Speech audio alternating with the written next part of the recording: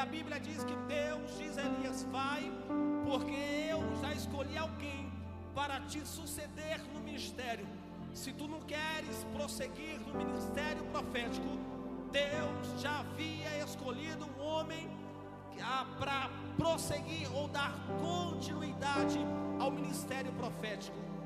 Aqui eu entendo que na obra de Deus, no ministério do Senhor, ninguém é insubstituível. Se eu não quero fazer, Deus sempre vai levantar alguém para fazer em meu lugar. Se você não quiser fazer, Deus sempre tem alguém que está na brecha, que está na porta, esperando uma oportunidade para poder seguir ou começar o seu ministério.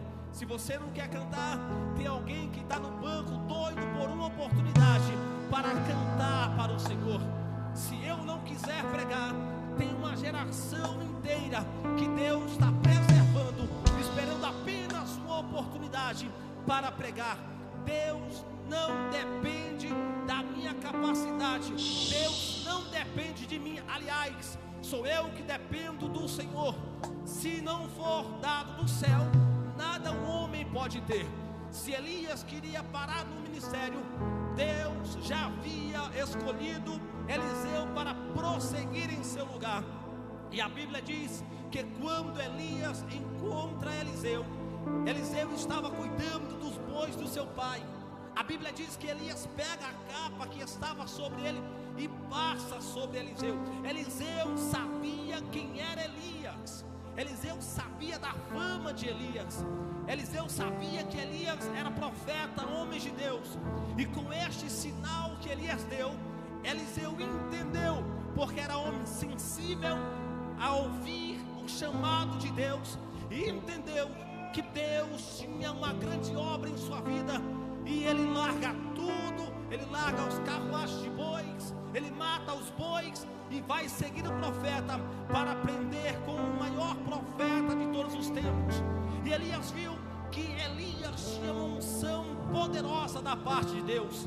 Eliseu sabia que Elias orou e Deus fechou os céus durante 3 anos e meio. Eliseu sabia que no Monte Carmelo Elias orou a Deus e desceu fogo do céu e consumiu o holocausto. A fama de Elias era recorrente sobre toda a Samaria e toda a Judeia.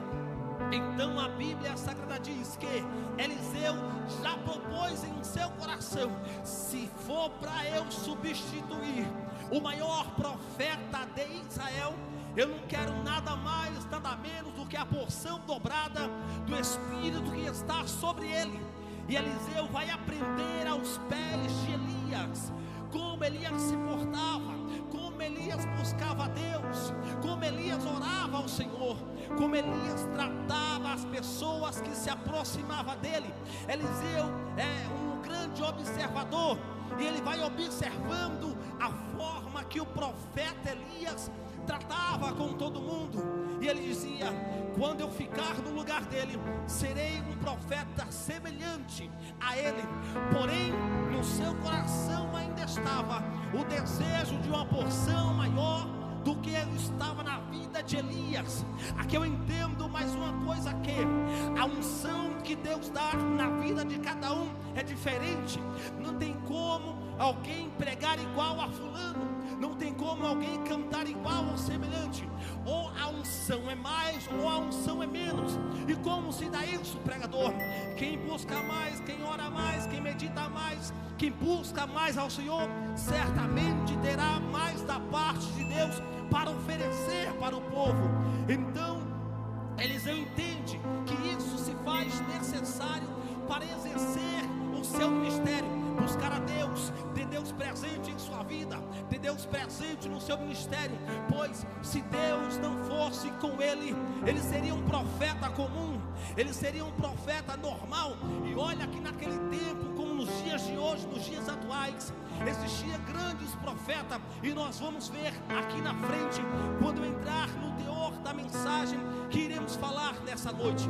A Bíblia Sagrada diz que Eliseu assume o ministério quando Elias é tomado aos céus, quando ele sobe uma carruagem de fogo, Eliseu vê que cavalos de fogo, carruagem de fogo tomam o profeta Elias de sobre si, e ele diz: carruagem de Israel, carruagem de fogo, e ele pega a capa que estava sobre Elias, repousa sobre ele, com aquela capa ele abre o rio Jordão, e todos os profetas que estavam ao derredor percebeu que Eliseu era um grande homem de Deus, que iria suceder o profeta Elias. Porém, alguma coisa teria que acontecer para notificar ou para provar que de fato Eliseu assumiria o lugar do profeta. E a Bíblia diz que com aquela capa de Elias, ele toca nas águas do Jordão, e o mar se abre em dois lados, e ele passa, atravessa o mar Jordão em pés secos. E a Bíblia diz que os profetas ainda duvidaram do ministério do profeta Eliseu, dizendo: olha, Elias, o Espírito de Deus, o arrebatou para tal lugar, deixa que a gente vá procurar. Eliseu sabia que Elias foi levado aos céus, mas tem gente que não quer dar valor e não quer dar crédito ao ministério de Eliseu. Você sabia que certamente é assim, até nos dias atuais, quando Deus está levantando alguém no ministério, sempre tem aquele que vai questionar: mas como pode? É muito novo, não tem experiência, não tem vivência, ele ainda não sabe falar, ele não tem um dialeto perfeito, ele não tem uma boa exegese, não tem uma boa hermenêutica. Começa a colocar em empecilho. Foi assim no ministério de Eliseu, dizendo: Elias não foi arrebatado coisa nenhuma, Elias deve estar numa montanha dessas aí, o Espírito de Deus deve ter levado ele para alguma montanha dessa aí. Não queria acreditar que Deus havia escolhido o profeta Eliseu. Mas quando Deus escolhe alguém, Deus não precisa da aprovação humana. Deus levanta e acabou, Deus escolhe e acabou. Eu tenho uma palavra profética para você nessa noite. Se você tem promessa de Deus, se você tem chamada de Deus, pode ter certeza, alguém pode até não querer te dar crédito, alguém pode até não querer te dar oportunidade, mas Deus vai te levantar, porque Deus se prometeu e Ele é fiel para cumprir. Oh glória! Se você crer, levante a sua mão por gentileza e dá um glória ao Senhor dos Exércitos. No capítulo 4 de 2 Reis, a partir do versículo 9 a seguir, nós vemos a história de uma mulher de Sunem. A Bíblia chama ela de sunamita. A Bíblia diz que esta mulher era uma grande mulher observadora, porque ela morava em uma rota conhecida como uma rota profética. Para ir até o Monte Carmelo, o pastor Servilho teria que passar próximo à casa dessa mulher, ou por que não dizer na frente da casa da sunamita. E a Bíblia diz que ela era uma grande observadora, porque ela diz: meu marido, ela chama ele e conversa e diz: olha marido, eu percebo que esse homem que passa por aqui, primeiro, ele é um santo homem de Deus. É isso, eu entendo que passaram vários profetas por ali, mas talvez não tiveram a mesma conduta que tinha o profeta Eliseu. Passaram vários homens ali que diziam ser homem de Deus. Talvez ela tinha alguma frustração com alguns, talvez ela teve mais experiência com alguns que se diziam homens de Deus, mas de fato não era. Em dias atuais não é diferente. O pastor Servilho recebe muita ligação, muita mensagem de pessoas que querem pregar aqui.